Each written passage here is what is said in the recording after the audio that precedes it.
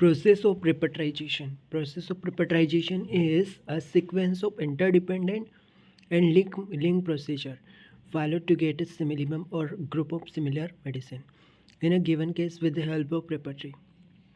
तो process of प्रिपरेटाइजेशन क्या है? एक सीक्वेंस है, इंटरडिपेंडेंट है, लिंक प्रोसीजर है, ताकि अपन सिमिलिमम या group of similar medicine find out कर सके with the help of repertory.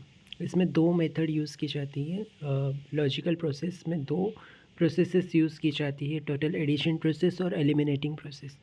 Total addition process में क्या होता है कि all the medicine against all the rubrics are noted down and finally total mark against medicine are calculated. Medicine obtain higher mark are further differentiated. The advantage is that possibility of omission is less. However, it takes more time. This process is also called aggregation process. मतलब total addition जो process है ना, इसमें क्या करते हैं, all the medicine against all the rubric are noted down.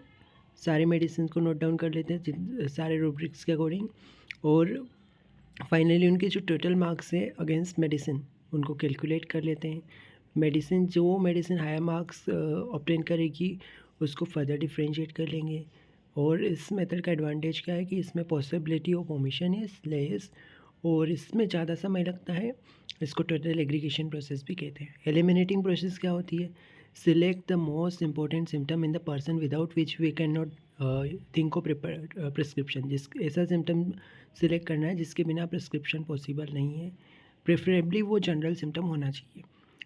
These symptom is placed on the top and the rest of the symptoms are placed below it according to the hierarchy. Hierarchy के according जो symptom सबसे ज़्यादा important है उसको सबसे ऊपर रखेंगे, उसके नीचे लेस इंपॉर्टेंट को.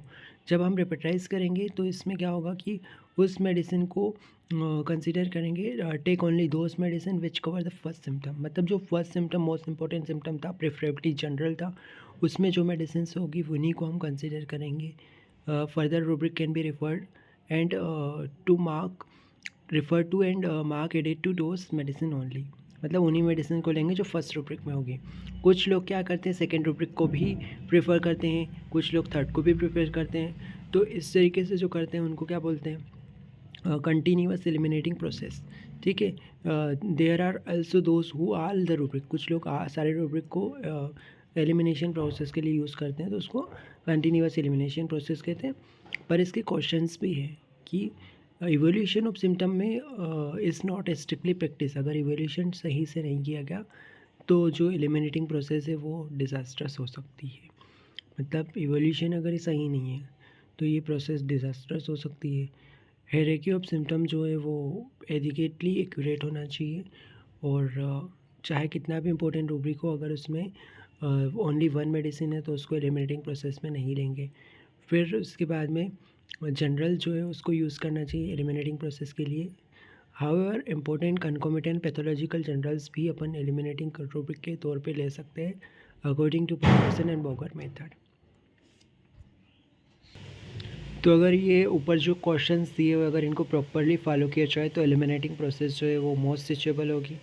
Working method according to repetitization, it is time saving, less confusing and easy to practice. There are several other working techniques which are suggested by the busy practitioner, but about two methods are generally used for the systemic working out of a case.